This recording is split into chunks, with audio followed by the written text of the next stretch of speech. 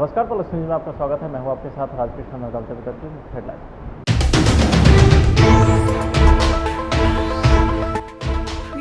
मोकामा उपचुनाव में एक मंच में जुटे महागठबंधन के दिग्गज जीत का किया दावा।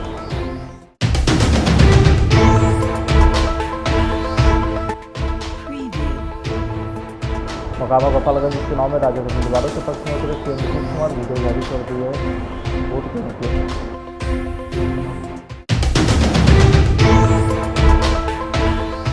हाजीपुर में छठ पूजा के दिन एक बेटे ने बेरहमी से अपनी मां को जलाकर मारा।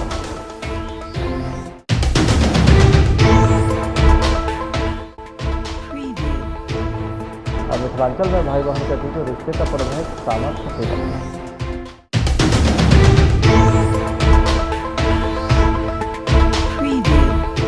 अब खबर विस्तार से।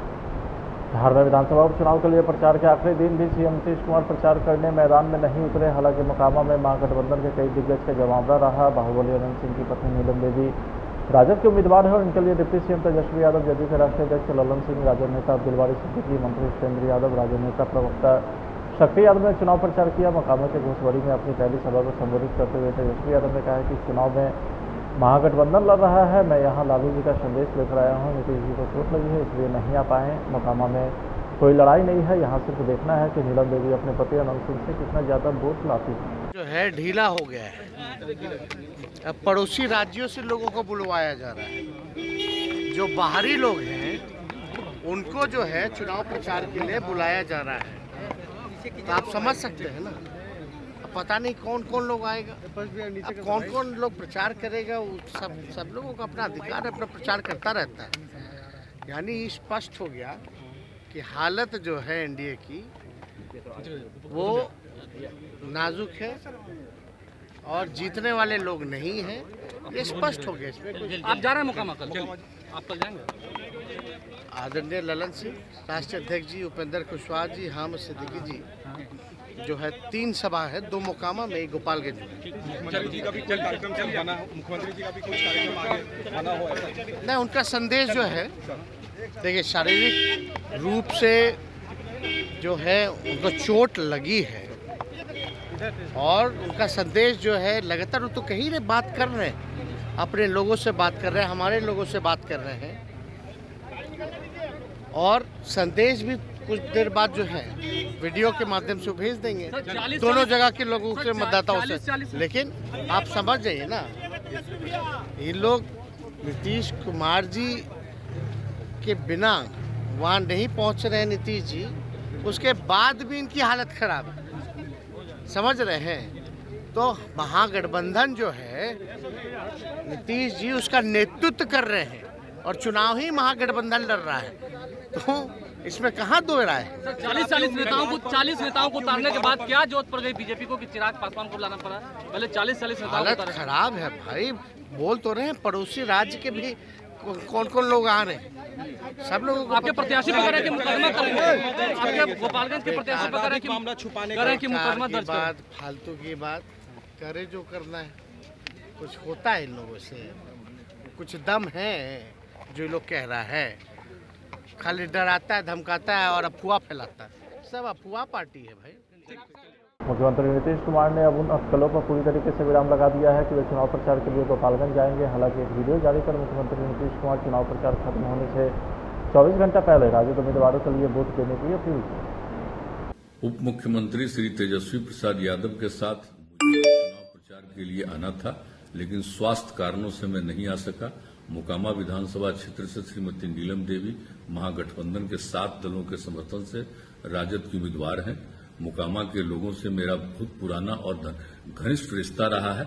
वहां से 5 बार मुझे लोकसभा में जाने का सौभाग्य प्राप्त हुआ है।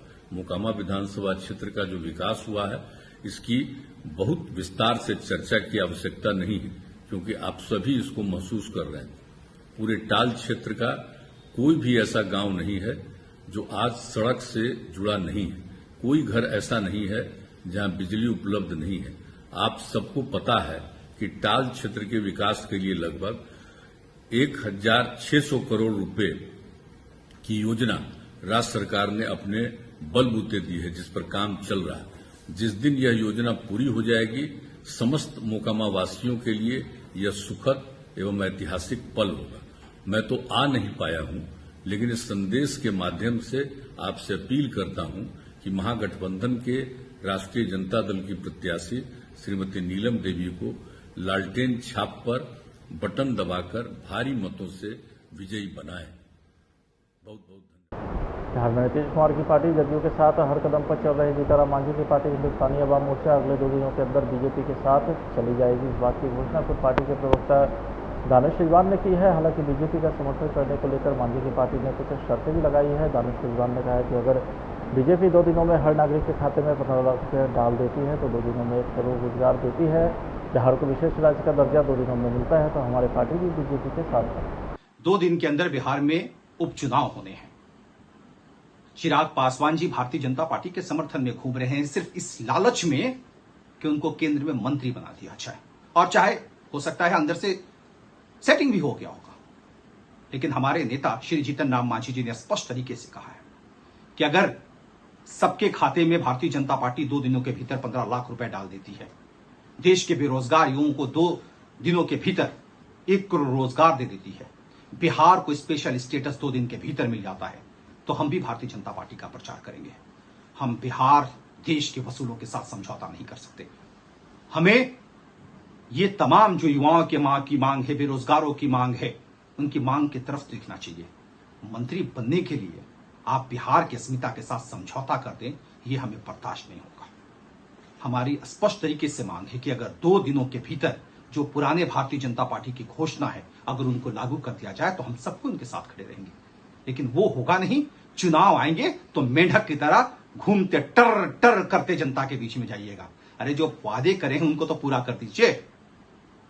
दोनों सीटों पर महागठबंधन के प्रत्याशी भारी मतों से जीतेंगे, उनको कोई हराने वाला नहीं है। माँ छठ की पूजा संतान के सुख और उनके लंबे उम्र के लिए करती है। इसी पूजा के दिन एक बेटे ने बेरहमी से अपनी मां को चला दिया है। यह घटना हाजीपुर सदर थाना के रामाशीष चौक की है, जहां एक कलयुगी बेटे ने स्मैक के नशे में चूर मामूली विवाद पर अपनी मां को जलाकर मार डाला है। इतना ही नहीं, आरोपी ने होश में आने के बाद सदर अस्पताल में खुद बताया कि यह घटना उस समय की है जब मां छठ का व्रत रखी हुई थी और छठ की पूजा की तैयारी कर रही थी। आरोपी ने बताया कि उसने अपनी गाड़ी से पेट्रोल निकालकर घर में आग लगा दी और अपनी मां को कमरे के अंदर ही बंद कर दिया, जिसके बाद आरोपी की मां घर में ही जिंदा जल गई।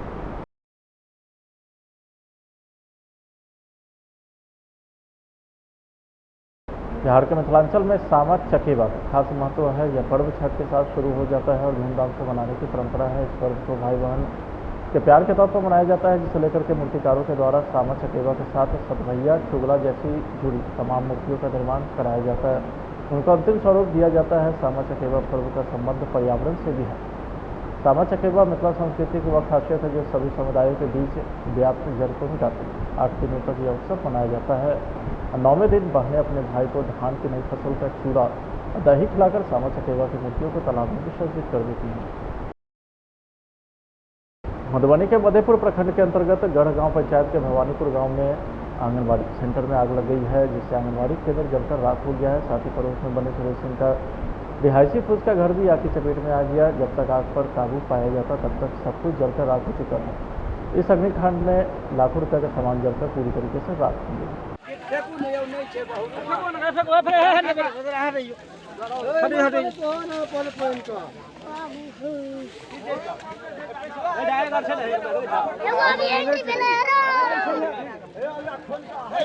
मधेपुर प्रखंड के भवानीपुर गांव पंचायत गढ़गांव में रात्रि में आग लगने से आंगनबाड़ी केंद्र पूरी तरह जल गया एवं सुरेश प्रसाद सिंह जो हैंडीकैप्ड हैं उनका भी घर पूरी तरह जल गया है। और मधेपुर प्रखंड के कई गांव में भी आग लगी की 2 दिनों के अंदर काफ़ी शिकायत हुई है। हम सरकार से मांग करते हैं कि ऐसे पीड़ित परिवार को आर्थिक मुआवजा दिया जाए, जो बिहार सरकार का रूल है उसके मुताबिक आपदा प्रबंधन कोड के अनुसार। और मैं देवकांत सिंह, राजमास्टर, आपदा प्रबंधन विशेषज्ञ, बिहार। गुजरात के मोरबी में पुल गिरने की घटना के बाद प्रशांत किशोर ने दुख व्यक्त किया है। उन्होंने कहा कि गुजरात के मोरबी में जो घटना हुई वह बहुत ही दुखद है। इसके लिए कौन जिम्मेवार है यह तो जांच के बाद ही पता चल पाएगा। मोरबी के इलाके में यूपी बिहार के लोग बड़ी संख्या में रोजगार के लिए रहते हैं, कुछ तो गलती हुई होगी। पुल 150 साल पुराना है, इसके मेंटेनेंस में कमी रही होगी। नहीं, दुर्घटना का जिम्मेवार कौन है ये तो वहाँ सरकार जो जांच कर रही है, केंद्र सरकार, जब प्राइम मिनिस्टर खुद वहाँ बैठे हुए हैं, खुद आज शायद उन्होंने कोई बैठक बुलाई हुई है, तो स्वाभाविक तौर पे जांच से ही निकलेगा।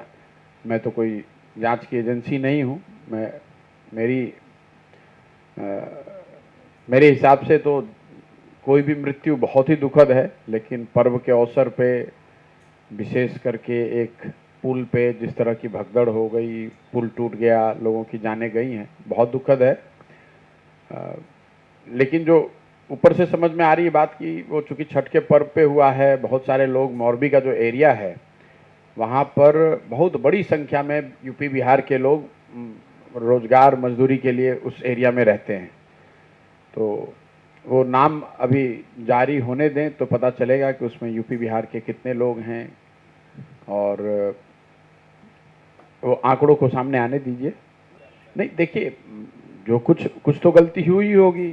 उसके पुल तो 150 साल पुराना है, तो स्वाभाविक तौर पे नया कंस्ट्रक्शन तो है नहीं, तो जो गलती हुई होगी उसके मेंटेनेंस में गलती हुई होगी।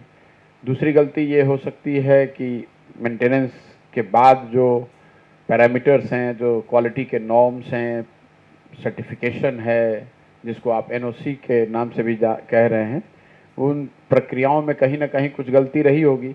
दूसरी गलती जो लोग सतही तौर पे पेपर न्यूज़ एजेंसीज के माध्यम से पढ़ने से लग रही है कि जितने लोग उस पर होने चाहिए थे उस समय, उससे बहुत ज़्यादा संख्या में पुल पर लोग थे। तो वो एक दूसरी वजह हो सकती है, लेकिन एग्जैक्ट कारण क्या है तो वहाँ की सरकार, केंद्र सरकार सब मिलकर उसका जब जांच करेंगे तभी पता चलेगा।